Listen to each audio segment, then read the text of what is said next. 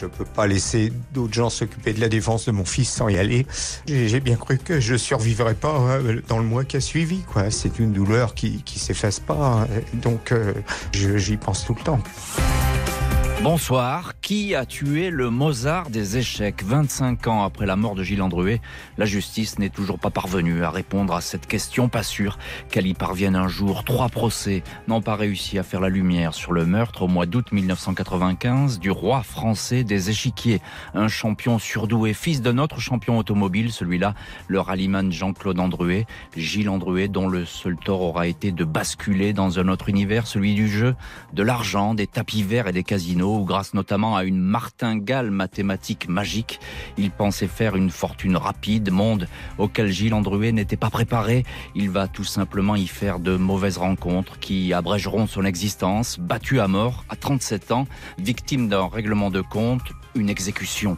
C'est à la demande d'une auditrice que nous revenons ce soir sur le meurtre de Gilles Andruet. Enquête, on va le voir ce soir, qui aura été longue, laborieuse et surtout marquée par bien des surprises, des absences, des silences, des questions jamais posées à ceux qui feront successivement figure d'accusés et seront acquittés, laissant le sentiment persistant chez le père de la victime, Jean-Claude Andruet, que personne n'a véritablement recherché la vérité dans cette affaire. Avec nos invités, parmi lesquels Jean-Claude Andruet, nous allons voir pourquoi l'affaire Andruet reste aujourd'hui encore un mystère et pourquoi les coupables de ce meurtre n'ont pas été identifiés.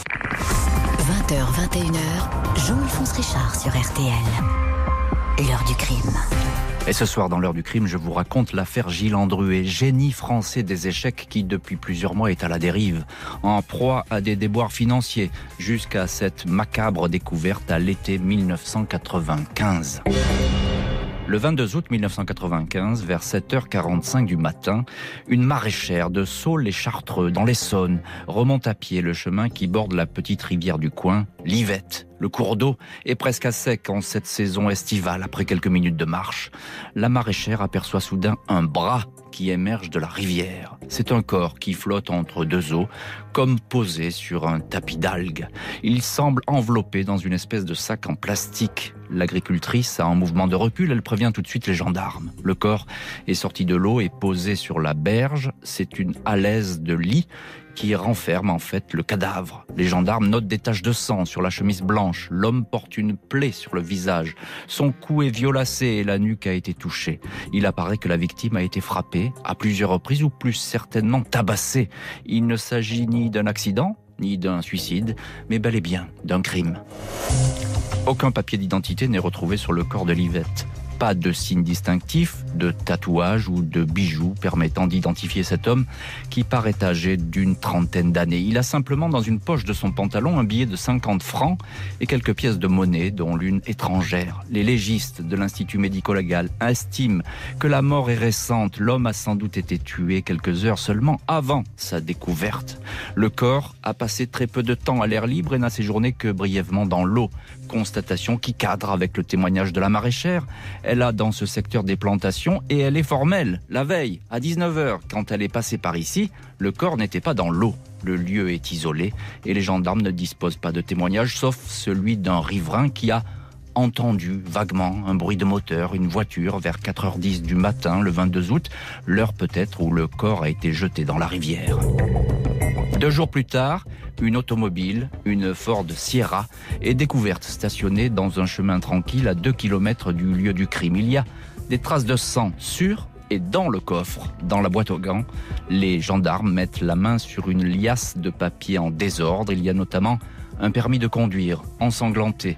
Il est au nom d'un certain Gilles Andruet, né le 30 mars 1958, demeurant Antony dans les Hauts-de-Seine. La photo du permis est datée, mais ce Gilles Andruet ressemble beaucoup à l'homme repêché 48 heures auparavant dans l'Yvette. La carte grise de la Ford n'est pas à son nom. La police judiciaire de Versailles est chargée des investigations. Bonsoir, maître Pascal Garbarini. Bonsoir.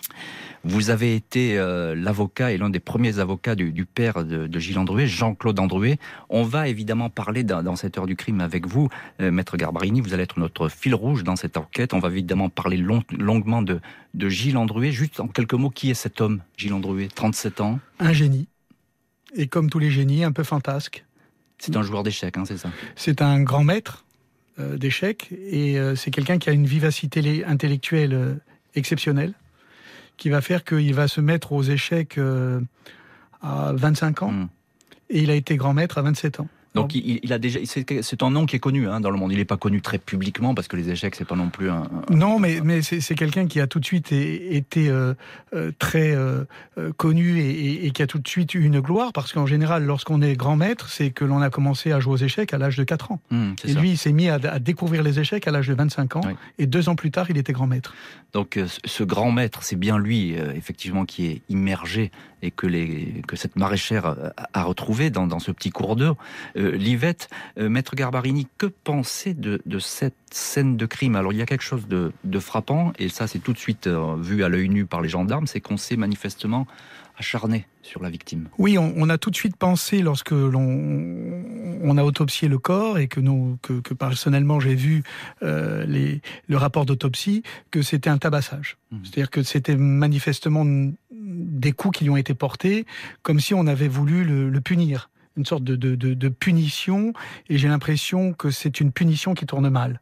C'est ça, on n'a pas voulu forcément le tuer, c'est ça ? Mais on est allé trop loin.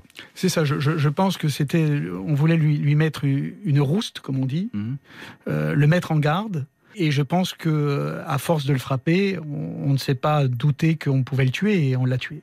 Parce que Gilles Andruet, c'est pas quelqu'un qui est forcément très costaud, très agressif, vindicatif.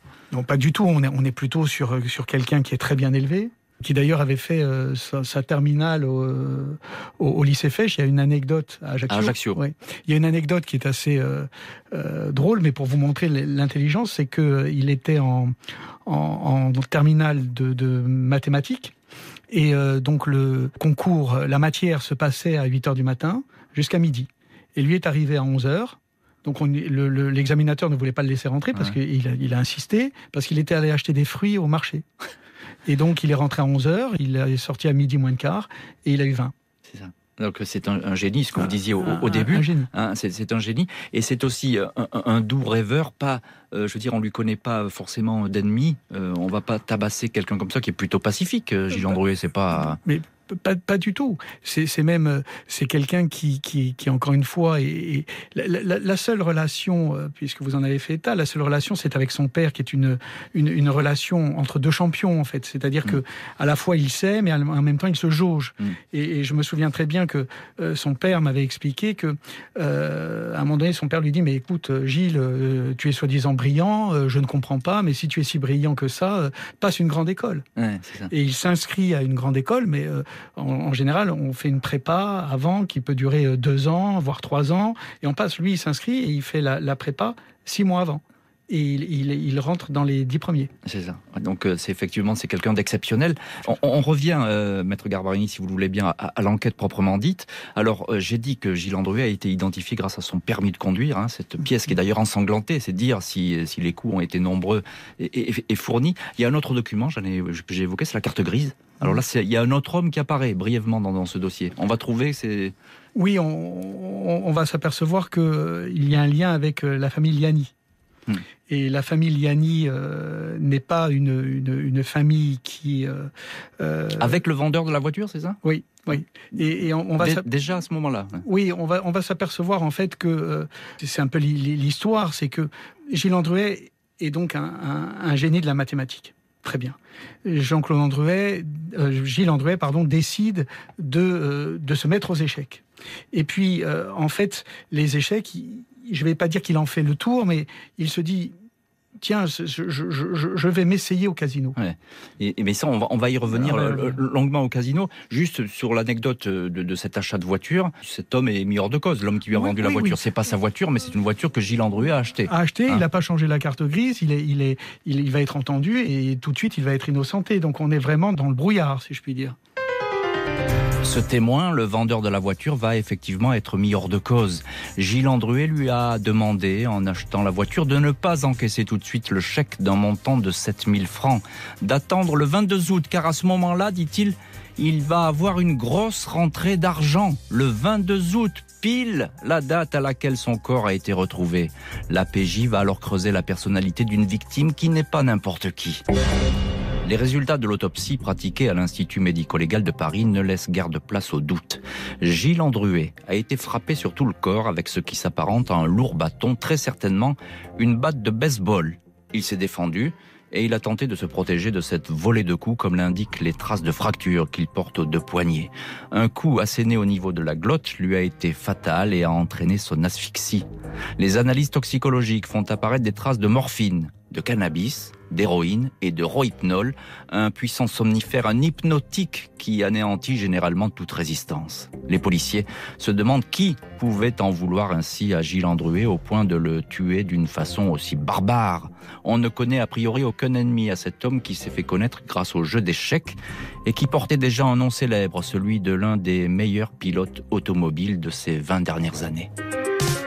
Gilles Andruet est effectivement le fils de Jean-Claude Andruet, champion en rallye et circuit, une célébrité de la course automobile. Le fils est moins connu alors du grand public, même si dans le monde des échecs, il fait figure de poids lourd. Il a appris tout seul à jouer à l'adolescence, mathématicien hors pair. Il n'a jamais aimé les études et a vite préféré se consacrer aux échiquiers. C'est un surdoué. À l'âge de 24 ans, il devient maître international. Les portes de tous les grands tournois lui sont ouvertes. À 30 ans, il est sacré champion de France. Il joue avec frénésie et ne semble vivre que pour les échecs. Une vie privée mise entre parenthèses, Gilles Andruet, petite lunette ronde, cerclée de métal et tignasse frisée, apparaît comme un éternel adolescent, volontiers provocateur et irritant pour ses adversaires. En 1984, l'un de ses adversaires, justement, se bat avec lui. 5 ans plus tard, il sort d'un match avec l'arcade sourcilière ouverte. Des incidents depuis longtemps oubliés. Difficile de croire que Andruet a pu être tabassé ainsi par un adversaire en colère. La PJ de Versailles ne s'arrête pas en si bon chemin en enquêtant sur la personnalité de Gilles Andruet. Il apparaît que ces derniers temps, le champion d'échecs était financièrement aux abois.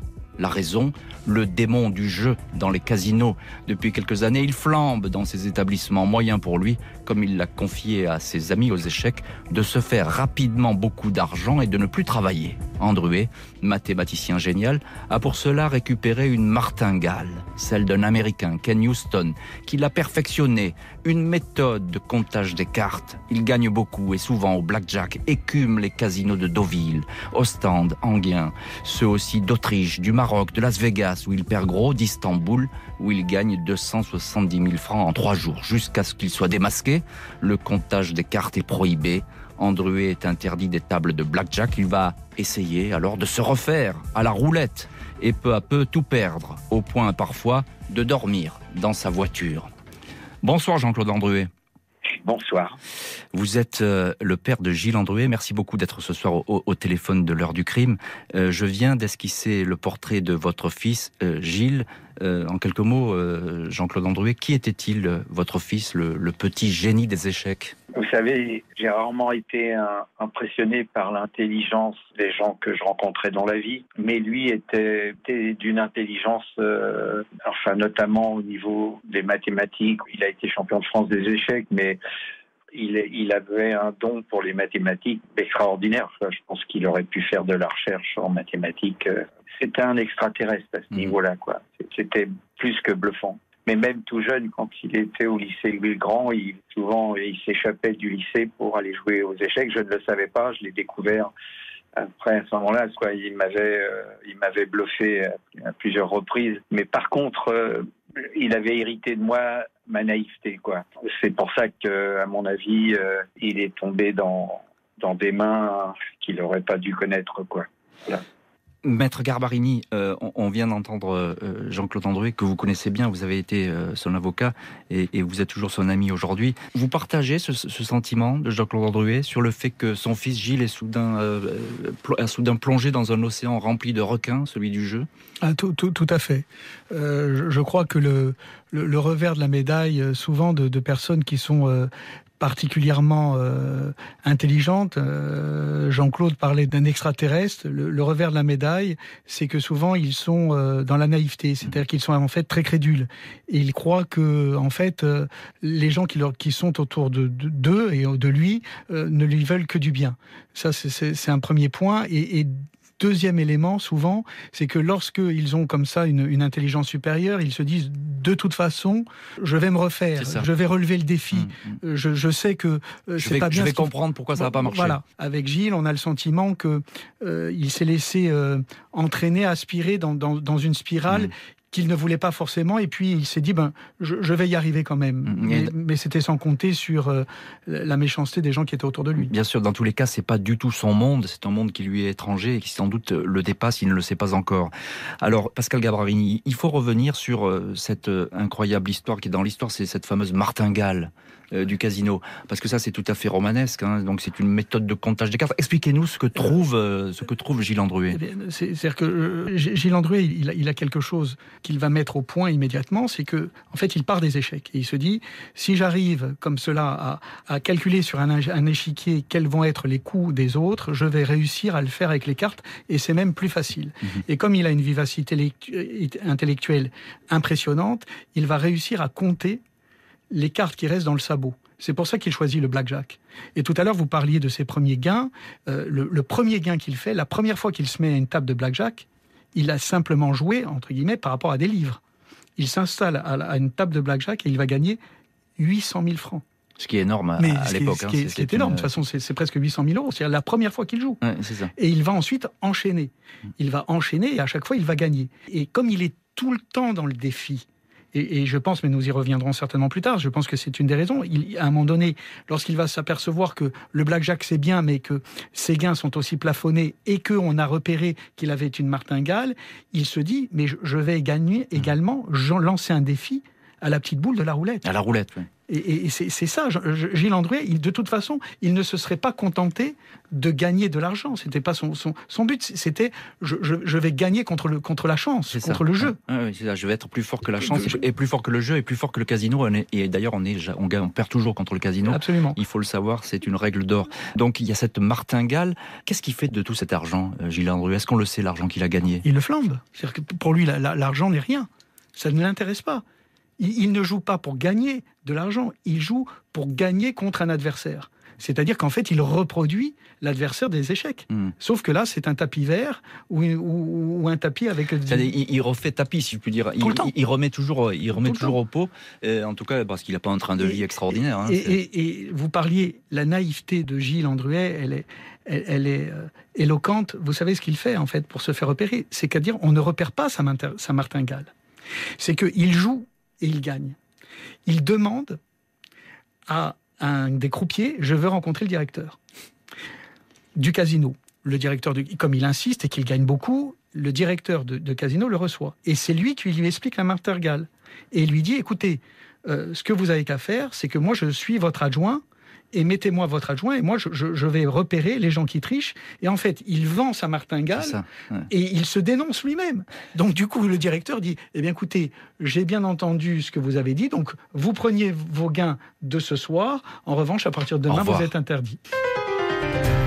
1 mois et demi avant d'être retrouvé mort, Gilles Andruet a téléphoné à son père avec qui il était en froid depuis 3 ans. Le père et le fils se retrouvent pendant 3 jours. Jean-Claude Andruet essaie de le raisonner. Le champion d'échecs, ruiné par le jeu, lui promet alors de revenir à une vie plus stable, sans évoquer une opération financière qui va le perdre. Après la mort de Gilles Andruet, la PJ de Versailles a découvert dans la boîte à gants de sa voiture un courrier qui retient toute son attention. Il s'agit d'une lettre d'un notaire qui enregistre la vente d'un bien immobilier au bénéfice de Gilles Andruet. Il lui a été remis pour cela un chèque à son nom de 398 000 francs daté du 4 août, soit 18 jours avant qu'il ne soit retrouvé mort. Une vente effectuée dans l'urgence par le champion d'échecs qui, ruiné à cause des casinos, voulait sans doute se remettre à flot. Ce chèque a suivi un bien étrange cheminement. Il a été déposé par une tierce personne dans une banque marocaine du quartier des Champs-Élysées. À la demande de ce client, l'établissement a consenti une faveur. Gilles Andruet pourra retirer son argent, mais pas avant le 22 août. Ce client est un dénommé Franck Liani, 24 ans. Son père, Joseph Liani, a fait la connaissance de Gilles Andruet en fréquentant les casinos. Il s'agit donc de rendre service à ce champion ruiné. L'examen du compte bancaire fait apparaître que le 25 août, 3 jours après la mort du champion d'échecs, tout l'argent du compte a été siphonné. Les prélèvements ont été effectués alors que Gilles Andruet était déjà décédé. Une somme de 50 000 francs a été directement encaissée par Franck Liani. Des chèques ont été rédigés à l'ordre de la banque CETA, la banque du casino d'Anguin. Le 1er septembre, Franck Liani est interpellé. Il explique que Gilles Andruet lui a demandé de retirer l'argent à sa place pour le remettre à une de ses amies, une certaine Hélène. Franck Liani se serait donc exécuté. Des chèques remis au casino en échange de jetons, changés eux-mêmes en argent liquide. Quant aux 50 000 francs qu'il a perçus, il s'agirait d'une espèce de commission. L'APJ est plutôt circonspecte sur cet étrange montage. Dans les semaines qui suivent, une femme prénommée Yolanda, gérante d'un restaurant rue Saint-Lazare à Paris, prend contact avec Jean-Claude Andruet, le père de Gilles. Elle lui explique avoir vu Gilles le 21 août au soir, veille de la découverte du corps, au volant d'une voiture avec 3 hommes à bord. Il a stoppé devant elle pour lui faire un signe amical. Il avait l'air inquiet, ennuyé. Yolanda accepte d'en parler à la police et ne va cesser dès lors d'être menacée. Face aux enquêteurs, elle décrit un homme assis côté passager qui pourrait ressembler à Joseph Liani. Mais lors d'un tapissage organisé par la PJ, une séance de reconnaissance derrière une vitre, la jeune femme est très inquiète. Elle ne reconnaît aucun des hommes présents derrière la vitre, parmi lesquels Joseph Liani. Jean-Claude Andruet, on vous retrouve ce soir au téléphone de l'heure du crime. Je viens d'évoquer la fameuse somme encaissée par Gilles pour la vente d'un pavillon familial. Familial, c'est important, je le précise. Est-ce que vous étiez au courant, Jean-Claude Andruet, de cette vente qui semble avoir ensuite tout déclenché dans cette affaire ? J'avais demandé à Gilles de jamais vendre cette maison, puis je sais pas ce qu'il a fait, il l'a vendue, et ça, j'étais très en colère, tellement déçu qu'il ait fait ça. À un moment donné, il a complètement dérivé. Je sais pas ce que, pendant 3 ans, je l'ai pas vu. Et c'est 1 mois avant sa mort qu'il m'a appelé au secours. Il devait venir, il m'appelait chaque semaine il m'a appelé 3 fois, il m'avait dit qu'il avait encore des choses à régler à Paris et tout ça, mais moi j'ignorais tout ça, je ne savais pas quelle était sa vie vraiment, et il devait venir revivre avec moi dans le Midi où je construisais des voitures électriques pour qu'on travaille ensemble et tout ça, voilà. Alors ça, c'est le côté secret de Gilles Andruet. Maître Garbarini, vous êtes ce soir dans le studio avec nous de l'heure du crime. On s'arrête sur ces éléments importants dont je viens de faire le récit et cette avancée importante dans l'enquête. Alors dans l'ordre, il y a l'argent, ce fameux chèque qui passe un petit peu de main en main. C'est très compliqué à suivre. C'est à la fois très compliqué et également très simple, puisqu'on s'est rendu compte que Monsieur Franck Liani s'était fait signer un mandat, un pouvoir pour que celui-ci puisse se faire transférer les fonds directement sur son compte.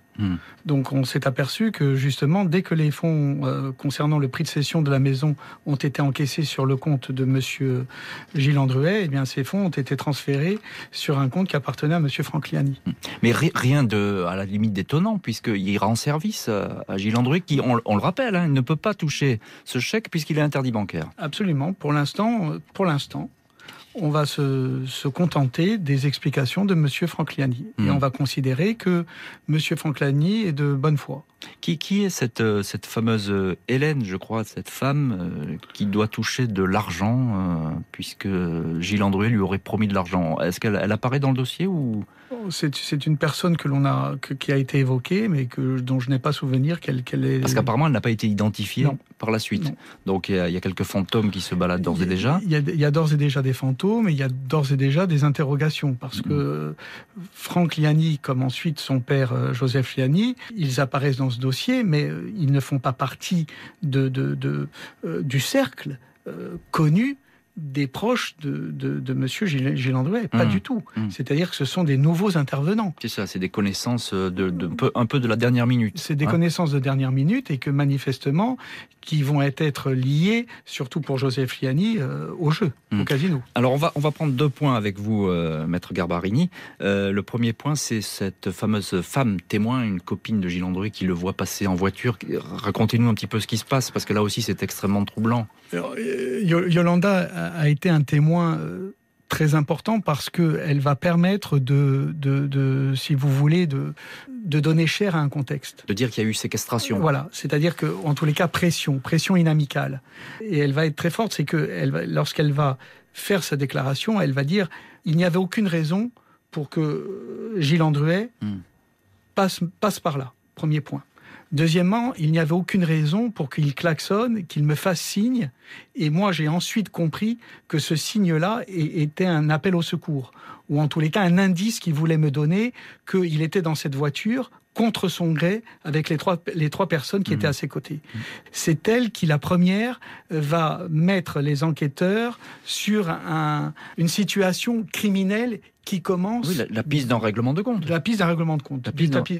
En tous les cas, qu'il était dans la voiture, contre son gré, et il lui fait signe. Et pourtant, ce fameux tapissage organisé par la police, je l'ai dit, elle ne reconnaît personne. Et à ce moment-là, il y a le père Liani qui est là, derrière la vitre. Hein. Oui, elle ne le reconnaît pas. D'un autre côté, elle a été... menacée. D'abord, son attention a été énormément attirée par Gilles Andruet lui-même. Ouais, c'est le premier point. On est dans une voiture, la voiture elle est basse, le conducteur l'appelle, c'est Gilles Andruet, et ensuite ils ne vont pas rester 2 minutes. Elle ne va pas pouvoir identifier en disant « Tiens, qui est avec toi ?» Donc c'est quand même assez rapide. Et deuxièmement, et c'est pour cela que, vous savez, quand on menace quelqu'un, la menace, c'est le signe d'un aveu également. Parce que si Yolanda se fait comment dirais-je, menacer, elle s'est même fait menacer beaucoup plus tard lors du procès. Oui, et puis elle sera même agressée. Et elle sera même agressée pendant le procès. Donc ça prouve bien que cette personne-là, par rapport aux personnes qui étaient accusées, elle posait une difficulté. C'est-à-dire qu'il fallait la faire taire, ou en tous les cas l'impressionner, la menacer. C'est ce qui s'est produit. Alors encore un petit mot, puis on va y revenir un peu plus tard, mais encore un petit mot. Je crois que les enquêteurs trouvent aussi que la famille Liani a loué une camionnette, c'est ça, pour en transporter un lit. Absolument. Alors ça c'est troublant aussi, ça, parce que ça attire l'attention, parce que le corps était enveloppé dans une alaise. Le deuxième point, le deuxième élément, enfin un élément que les enquêteurs ont relevé, c'est que pourquoi ce déménagement, pourquoi la location d'une camionnette, pourquoi un lit. Donc ce sont des éléments où on va poser la question justement au consort Liani, et ils vont avoir des réponses qui sont approximatives, mais qui en tous les cas n'emportent pas la conviction des enquêteurs. Donc ils vont continuer à gratter. Malgré les doutes des enquêteurs, les Liani, père et fils, ressortent libres après leurs interrogatoires respectifs. Des présomptions peut-être, des coïncidences sûrement, mais pas assez de charges pour que des poursuites puissent être engagées. Le dossier Gilles Andruet semble être parvenu dans une impasse. 5 ans après la mort de Gilles Andruet, un nouveau juge d'instruction reprend le dossier. Il s'aperçoit alors que la fameuse alaise qui a servi à envelopper le corps de Gilles Andruet n'a jamais fait l'objet d'une expertise ADN. Le scellé est donc envoyé au laboratoire. Il est prélevé 3 poils identiques. L'ADN de Joseph Liani match avec ses traces. Le magistrat instructeur décide alors de relancer la procédure. Joseph Liani et son fils Franck, qui avaient procuration sur un chèque et un compte de Gilles Andruet, sont tous deux interpellés et placés sous mandat de dépôt. Dans les semaines qui suivent, une confrontation entre les deux suspects tourne au coup de théâtre.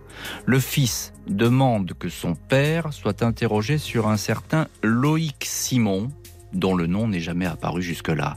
Un personnage interlope de la nuit parisienne, homme à tout faire, des clubs et des discothèques.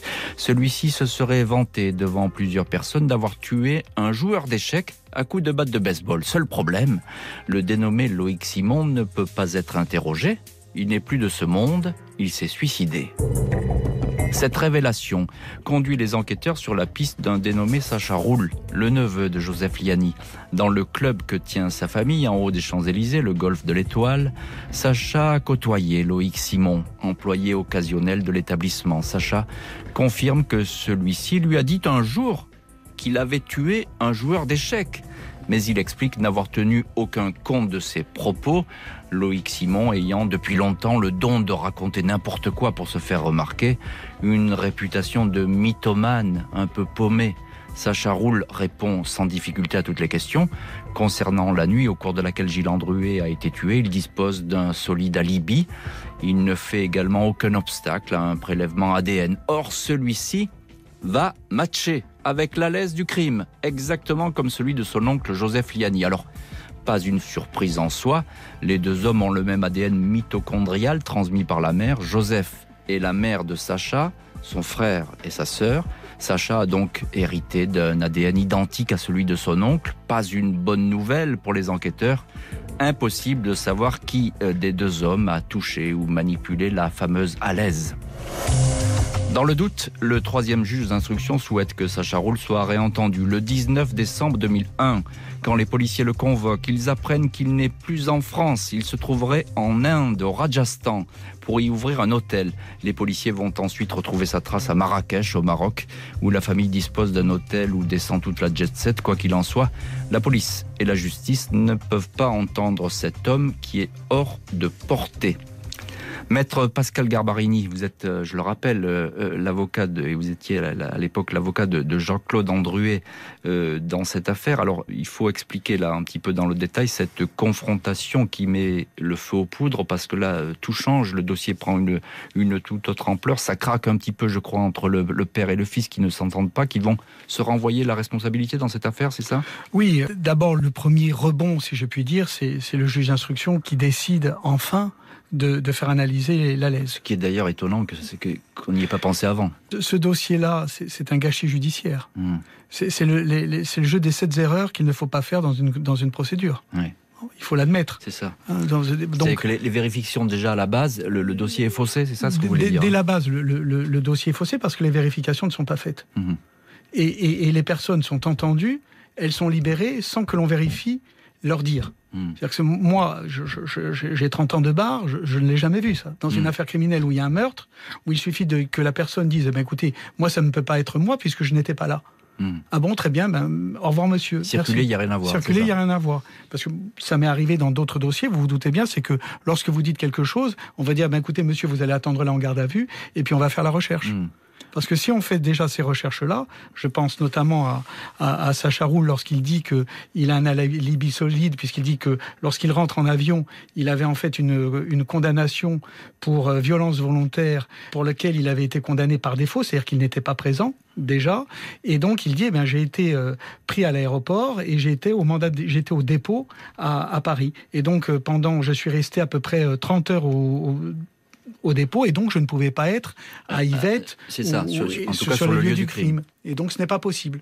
Très bien. Sauf que et on le laisse partir. Et lorsque l'on va vérifier, on s'aperçoit que c'est pas vrai. C'est qu'en fait, il n'a passé que la nuit, et dès le matin, il a été libéré. Et donc, il pouvait très bien, dans l'espace-temps, être par exemple dans la voiture. Donc tout ça n'a pas été vérifié. Alors l'ADN, effectivement, c'est important, même si c'est compliqué là, parce qu'effectivement, ils ont le même ADN mitochondrial. Alors je ne veux pas rentrer dans les détails, mais c'est l'ADN dans la lignée de la mère. De la mère, c'est exactement. Ça donc, exactement. Mais vous voyez que déjà, lorsqu'on prend la photographie là, de l'affaire, on n'est pas sans rien. C'est que déjà, il y a beaucoup d'éléments. On a déjà un Franck Liani qui récupère avec une procuration, on se demande bien pourquoi, une somme où il détourne à son profit la somme d'argent, c'est-à-dire que ça peut être un mobile. Ça, c'est le premier point. On s'aperçoit que la personne qui a attrait vers lui dans cette spirale dont on parlait tout à l'heure, et qui est une spirale qui a été mortifère pour Gilles Andruet, c'est le père, Liani père, c'est le deuxième, Julien, je crois que c'est le prénom, peu importe. Et ensuite, on s'aperçoit que la personne qui a dit à plusieurs autres amis à lui qu'elle avait porté des coups, et des coups de batte de baseball sur un joueur d'échecs. Donc on est quand même sur des éléments qui sont concordants avec l'enquête. Un joueur d'échecs, les contusions qui sont établies et constatées par les autopsies, que c'est donc bien une batte de baseball, eh bien c'est l'ami proche, le factotum de Sacha Roul. Donc on n'est pas sans rien. C'est ça. Donc l'enquête finalement avance assez vite, en tout cas rassemble beaucoup d'éléments.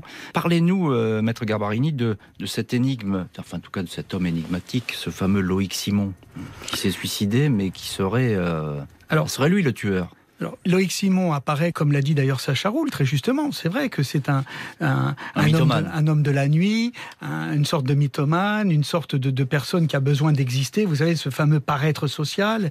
Il faut être, entre guillemets, dans tous les coups. Et puis, si on n'est pas dans tous les coups, de toute façon, on est à côté. Et c'est un moyen pour cette personne-là d'exister dans ce petit milieu de la nuit. Sauf que monsieur Sacha Roul oublie de dire une seule chose. C'est que c'est un proche à lui. Et que il dit qu'il le connaît quand même. Oui, mais ce qu'il ne va pas dire, c'est que il va dire que de toute façon, il a rompu avec lui et que ça fait des années qu'il ne le voit plus. Or, on va s'apercevoir que contrairement à ce qu'il dit, c'est que le fameux voyage, lorsqu'il dit qu'il rentre du Maroc, je crois, pour se faire interpeller, et lorsque je dis qu'ensuite il va être placé sous mandat de dépôt à cause d'une condamnation, il dit je n'ai plus revu Loïc Simon. Et lorsque va être vérifié par la police qui était dans l'avion, le passager à côté de monsieur Sacha Roul, c'est Loïc Simon. C'est Loïc Simon qui est son passager. Son passager. Voilà. Donc ça, il ne le révèle pas, aux enquêteurs. Encore un petit mot, Maître Garbarini, Sacha Roul, là, s'est évaporé à ce moment-là. Monsieur Sacha Roul va partir et ensuite il va être retrouvé, si je puis dire, ou en tous les cas repéré au Maroc. La cavale de Sacha Roul, qui disposerait de la nationalité marocaine et qui aurait également des appuis haut placés dans le royaume, ne va pas s'arrêter de sitôt. Les Liani, eux, vont être jugés. Au mois de novembre 2003, Joseph et Franck Liani font face aux magistrats et aux jurés de la cour d'assises de l'Essonne. L'avocat de Joseph Liani, maître Lev Forster, va tout faire pour inviter à son client, qui aurait été vu avec Gilles Andruet le soir du crime, ce qu'il dément, une condamnation. Pas de mobile, selon lui, un ADN qui ne signifie rien et pourrait être attribué aussi à l'absent du procès, son neveu Sacha Roul, bref, rien de vraiment concluant. L'accusation, toutefois, charge le père et son fils. Joseph Liani est condamné à 15 ans de prison pour meurtre. Franck écope, lui, de 7 ans de prison, non pas pour avoir participé au crime, mais pour avoir vidé le compte de Gilles Andruet après sa mort. 3 ans plus tard, renversement total de situation, Joseph Liani est acquitté.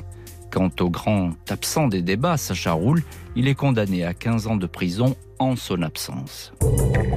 4 ans après sa condamnation, Sacha Roul va finalement être arrêté le 19 février 2010 au Maroc. Après quelques mois en prison, il est relâché et comparé libre à son procès le 27 janvier 2014. 3 jours d'audience ne vont pas permettre d'établir la culpabilité de Sacha Roul. L'avocat général dira ne pas avoir adhéré à l'acquittement en appel de Joseph Liani. Il demandera et obtiendra l'acquittement de Sacha Roul. Présent au procès, le père de Gilles Andruet, Jean-Claude Andruet, dira être venu sans volonté de vengeance. Le mal des autres ne me conforte pas, dira-t-il, mais je ne sais toujours pas pourquoi et qui a tué mon fils. Jean-Claude Andruet, je viens de rappeler vos propos que vous avez tenus à la sortie de l'audience.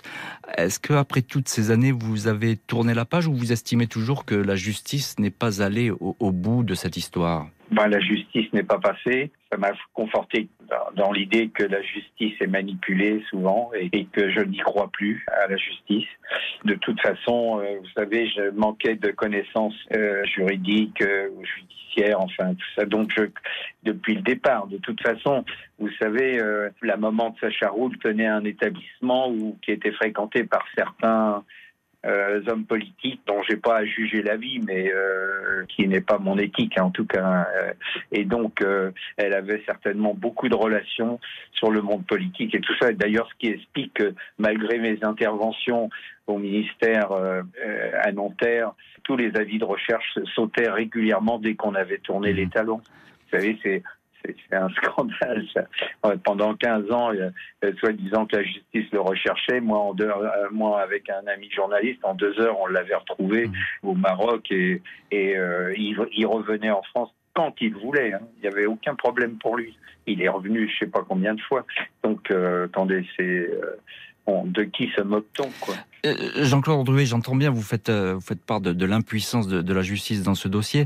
Je suppose que vous avez beaucoup de regrets qu'aucune condamnation n'ait été prononcée dans cette affaire. Vous savez, moi, je ne suis pas acharné après des peines, après tout ça, parce que le temps était passé entre-temps. Il y avait 19 ans qui s'étaient passés. Moi, j'ai pas envie de faire souffrir des enfants qui n'y sont pour rien. Et donc, moi, j'aurais été le premier à demander qu'il n'y ait pas de peine, mais au moins qu'on nous avoue, quoi. Parce que là, en réalité, si mon fils, il y a personne qui l'a tué, quoi. Voilà, il est mort, mais sous les coups. Mais il y a personne qui l'a tué, quoi. Voilà. Donc, je veux dire, on se moque de qui, quoi, là-dedans. C'est vraiment, c'est insupportable, ça. Mais sinon, moi, Vous savez, je suis pas acharné à la peine des gens, surtout quand le temps est passé, ça sert à rien et ça ne me ramènerait pas mon fils. Pascal Gabarini, on entend là l'émotion de Jean-Claude Andruet, et qui est encore toujours vive aujourd'hui. Il a vécu, c'est un enfer cette histoire pour lui, parce que là finalement au bout du compte, tout ça pour ça. Vous entendez la souffrance d'un homme, d'un père. 19 ans pour juger une affaire. Et c'est honteux, c'est scandaleux. C'est une mascarade de justice. Comment on peut expliquer que les choses soient claires? Le père Liani a été acquitté, Sacha Roul a été acquitté, je n'ai plus rien à dire et je respecte la décision. Évidemment, et voilà, il faut le répéter, ils sont innocentés. Absolument innocentés, et innocents aux yeux de la loi. La question qui se pose, c'est pourquoi avoir attendu 19 ans je rappelle, j'ai même envie d'en rire, de la situation pittoresque, folklorique, pour faire rentrer Sacha Roul. Sacha Roul, dans le dossier, lorsqu'il est entendu, il est indiqué qu'il est de nationalité française. Il part au Maroc. On ne demande jamais son extradition. C'est-à-dire qu'on se contente de dire, eh bien, vous savez, il est marocain, et donc, il ne peut pas être extradé, puisque, comme vous le savez, les pays n'extradent pas leurs ressortissants. Il a fallu que ce soit M. Yves Bott, qui était procureur de la République de Paris, qui est décédé, et je lui rends hommage, qui accepte de juger Monsieur Sacha Roul en son absence. Et c'est là où il va être condamné à 15 ans. Sinon, je n'ai pas le moyen pour le faire attraire, parce que je n'ai eu aucun retour. Rien. C'est ça. Et c'est grâce, encore une fois, à RTL, et je le dis, et au Monde, que Monsieur Sacha Roul a pu être extradé et s'expliquer devant les juges. Parce que j'ai écrit une lettre à un moment donné au procureur général en lui disant: est-ce que mon client, M. Jean-Claude Andruet, qui est dans la souffrance, ça fait 15 ans qu'il demande à ce que M. Sacha Roul puisse s'expliquer devant ses juges. Je ne dis pas qu'il soit condamné, qu'il puisse s'expliquer. Et est-ce que M. Jean-Claude Andruet doit utiliser la méthode Bamberski? Oui, c'est ça. C'était un père qui allait été rechercher l'assassin de sa fille. En envoyant des hommes de main. Ce courrier, Le Monde le publie. RTL en fait état à l'époque et donne la parole à Jean-Claude Andruet ainsi qu'à moi-même à la matinale. Et 15 jours après, le royaume marocain décide d'extrader Monsieur Sacha Roul. Donc je ne sais pas si vous voyez, on a perdu 10 ans déjà. Comme quoi la presse peut faire avancer absolument à grands pas un dossier. C'est pour ça qu'il ne faut pas tout le temps décrier la presse lorsqu'elle s'occupe des affaires judiciaires, parce que heureusement qu'elle a été là. Un dossier judiciaire. Comment vous expliquez, Maître Garbarini? Alors, tout le monde a été acquitté, je le répète, c'est très important. Sûr. Les personnes en question ont été innocentées dans cette histoire, mais comment vous expliquez ces pesanteurs, ces lenteurs? Pourquoi ça va si lentement dans cette affaire, précisément? Encore une fois, et merci de l'avoir dit, le père Liani et monsieur Sacha Roul ont été acquittés, point barre. Monsieur Franck Liani, lui, a été condamné à 7 ans, et d'ailleurs il n'a jamais restitué les fonds. Jamais. Il a encaissé les fonds, il n'a jamais pu les restituer, on n'a jamais pu le retrouver, malgré détectives privés, etc. C'est du camouflage tout terrain.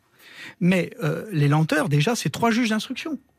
3 juges d'instruction pour suivre cette affaire. Un premier juge d'instruction qui oublie de faire une analyse de la lèse, Ensuite, un deuxième juge d'instruction qui, heureusement, prend le dossier à bras-le-corps, mais qui, ensuite, doit partir et qui est remplacé par un troisième juge d'instruction qui doit relire le dossier, et donc qui reprend du temps, et ensuite, 3 procès.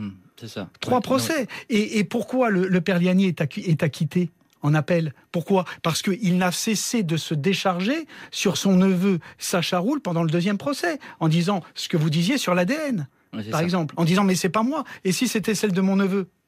En un mot, Pascal Gabarini, c'est un échec cette histoire, c'est un naufrage judiciaire? C'est un gâchis judiciaire, et surtout c'est une honte pour Jean-Claude Andruet. Est-ce que Jean-Claude Andruet, quiconque a le droit de mériter un tel gâchis judiciaire?